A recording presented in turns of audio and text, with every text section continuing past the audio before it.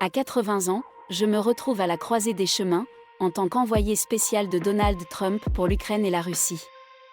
Mon expérience, des jungles du Vietnam au désert d'Irak, m'a appris que la diplomatie est tout aussi cruciale que le champ de bataille.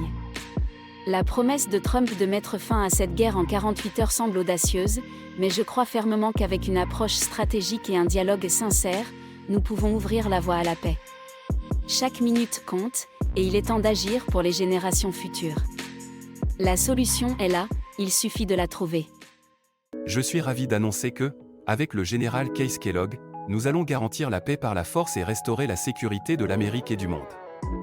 Case a une carrière militaire impressionnante et a joué un rôle clé dans la sécurité nationale durant ma première administration. En tant qu'assistant du président et envoyé spécial pour l'Ukraine et la Russie, il apportera son expertise pour naviguer dans ces défis complexes. Ensemble, nous allons travailler sans relâche pour assurer un avenir plus sûr et plus stable pour tous. Kellogg, un homme de confiance pour Trump sur les questions de défense, a joué un rôle clé en tant que conseiller à la sécurité nationale de Mike Pence. Il a même dirigé le personnel du Conseil de sécurité nationale. Après le départ tumultueux de Michael Flynn, Kellogg a brièvement pris les rênes de la sécurité nationale sous Trump. Retraité en 2003, il a su capitaliser sur son expérience en intégrant des entreprises liées au Pentagone, comme Oracle et CACI International. Sa carrière illustre parfaitement le lien entre le service public et le secteur privé, un parcours fascinant dans le monde de la défense. En tant que président du Center for American Security, je suis fier de contribuer à façonner la vision de la nouvelle droite populiste. À travers des initiatives comme le projet 2025, nous redéfinissons la sécurité nationale et la politique de défense des États-Unis.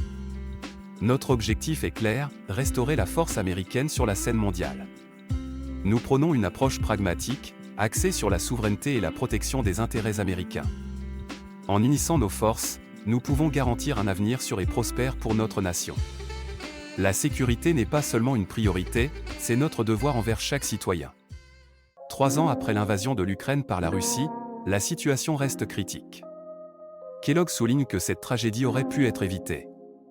Il pointe du doigt l'incompétence de Joe Biden et sa politique étrangère chaotique. Pour mettre fin à ce conflit, il faut un leadership fort. L'Amérique d'abord, dit-il.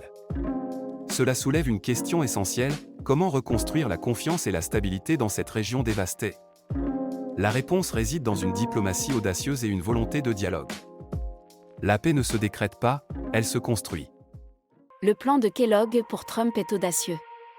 Imaginez, les États-Unis persuadent l'Ukraine de négocier la paix en menaçant de couper l'aide militaire. Pendant ce temps, la Russie serait poussée à la table des négociations pour éviter un soutien américain accru. Un cessez-le-feu serait établi, gelant les lignes de combat actuelles. Et l'adhésion de l'Ukraine à l'OTAN? Exclue, du moins pour l'instant. C'est un équilibre délicat, mais peut-être la clé pour mettre fin à ce conflit. Qui aurait cru qu'une telle stratégie pourrait changer la donne? Accepter ces conditions est un véritable dilemme pour Volodymyr Zelensky. Céder les régions orientales à Moscou, c'est comme tourner le dos à des années de résistance.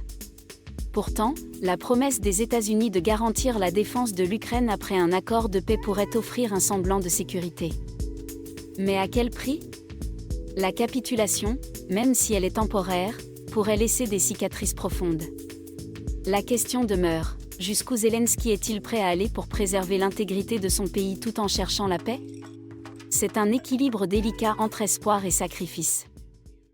Depuis le début de l'invasion russe, les États-Unis ont investi plus de 56 milliards de dollars en aide à la sécurité pour l'Ukraine. C'est colossal. Biden s'efforce de débloquer encore plus de financement, tout en annulant près de 5 milliards de dollars de dettes ukrainiennes. Mais ce n'est pas tout, les forces ukrainiennes peuvent désormais utiliser des missiles américains pour frapper des cibles plus profondément en Russie. Et, cerise sur le gâteau, les États-Unis ont également approuvé l'envoi de mines antipersonnelles. Une situation complexe qui montre l'engagement américain face à cette crise.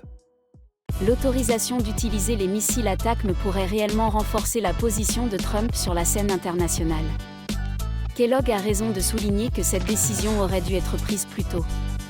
En effet, ces missiles offrent une capacité de dissuasion significative, et dans un contexte géopolitique tendu, chaque atout compte. Biden, en hésitant, a laissé passer une opportunité cruciale. Cela pourrait non seulement influencer les négociations avec des adversaires, mais aussi redéfinir l'équilibre des pouvoirs. En fin de compte, la force de négociation est essentielle, et ces missiles pourraient bien être le joker dans la manche de Trump. Michael Waltz, le nouveau conseiller à la sécurité nationale, a récemment souligné l'engagement indéfectible de Case pour notre pays. Sa vie entière a été dédiée à la défense de nos valeurs et à la sécurité nationale. Dans un contexte aussi complexe que la guerre en Ukraine, son approche vise une résolution pacifique. Waltz a même promis que dans 48 heures, des avancées significatives pourraient être attendues, comme l'a affirmé Trump.